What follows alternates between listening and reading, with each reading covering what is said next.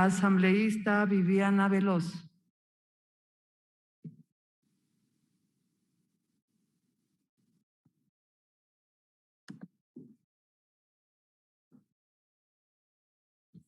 Señora Presidenta, no sé si se me escucha, compañeros legisladores y a todo el pueblo ecuatoriano que en este momento está siguiendo esta transmisión.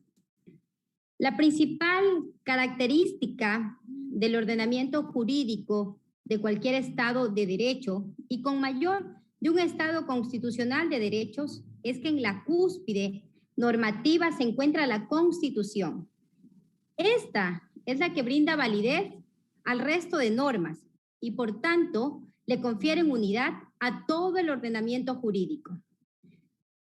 Esta objeción contiene 26 artículos y 10 disposiciones transitorias que reformulan 5 leyes orgánicas, entre estas el Código Orgánico Integral Penal, la Ley Orgánica de Comercio Exterior, el Código Orgánico de la Economía Social de los Conocimientos, Creatividad e Innovación, la Ley Orgánica de Prevención, Detección y Erradicación del Delito de Lavado de Activos y el Financiamiento de Delitos y el Código Orgánico de la Producción, Comercio e Inversiones.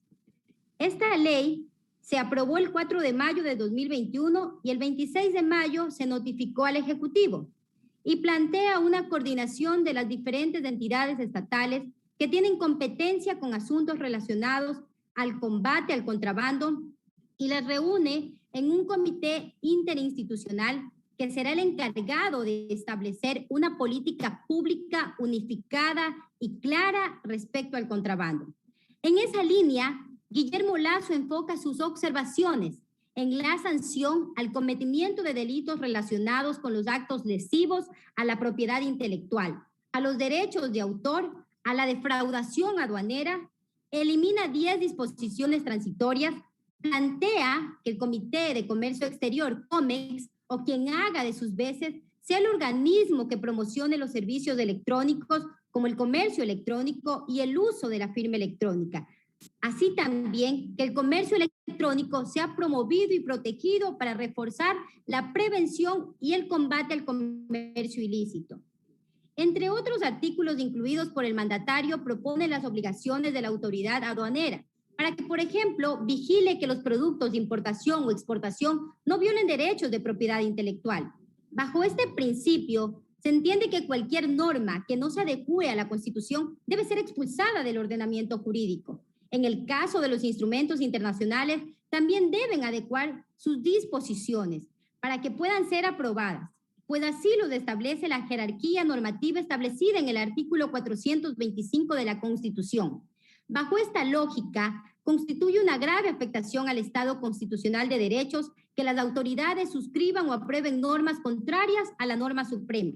Pero más aberrante resulta que el máximo intérprete de la Constitución pretenda justificar que entre en vigencia una norma que resulta abiertamente contraria al artículo 419 de la norma suprema. De manera incomprensible, la Corte Constitucional ha permitido que convivan en nuestro ordenamiento jurídico un instrumento internacional que con esta sentencia se entiende incorporado a la legislación vigente.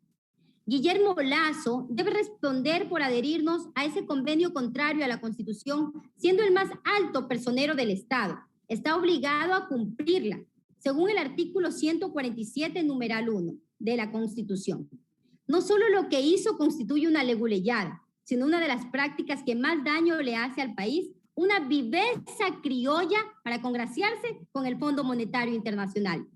El mensaje que estamos mandando es que quienes tienen dinero o poder pueden vulnerar las normas con total impunidad.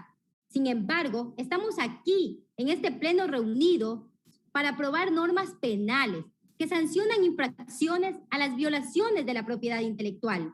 Estamos por incrementar las penas por estos delitos cuya naturaleza es económica y que no genera alarma social.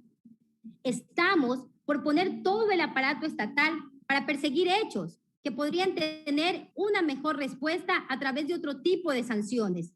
Como siempre, pretendemos fomentar el populismo penal y empezamos a emplear la privación de la libertad para sancionar cualquier transgresión. Actualmente, Tenemos un sistema penitenciario colapsado, una fiscalía que tiene escaso personal para despachar todos los trámites a su cargo, pero que sí se preocupa por perseguir políticamente a sus opositores, y una fuerza pública que no da abasto para proteger a la ciudadanía frente a los graves crímenes contra la vida, la integridad física y sexual, entre otros que generan alarma social.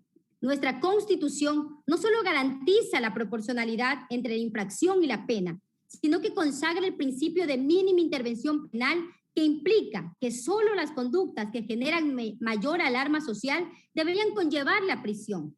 Lo anterior significa que infracciones que no lesionen bienes jurídicos de relevancia social deberían ser sancionadas con penas pecuniarias.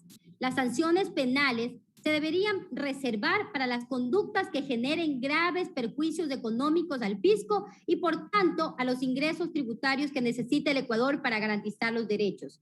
Con este proyecto de ley, señora presidenta, se pretende que el Estado use su poder punitivo para perseguir a los pobres, con la finalidad de garantizar los intereses de las grandes transnacionales, que son las que tienen el control de las marcas protegidas por los derechos de propiedad intelectual. Estas empresas cuentan con los recursos para proteger sus derechos ante instancias menos invasivas a los derechos, como el uso de la normativa de propiedad intelectual. No obstante, por tratarse de comerciantes, en su mayoría de escasos recursos, que no resulta un negocio para las empresas activar esos mecanismos contemplados en el Código Ingenios, y con esta reforma pretenden que sea el Estado el que persiga a las personas de escasos recursos que en este momento, por la crisis económica y la pandemia del COVID, no viven, sino que sobreviven, señora presidenta y compañeros legisladores. Por ello, debemos tener cuidado con lo que vamos a aprobar el día de hoy. Además, me comprometo a presentar la reforma respectiva para reformar los artículos que penalizan a los comerciantes informales, pues existen mecanismos menos graves para proteger los derechos de propiedad intelectual. Muchas gracias, señora presidenta.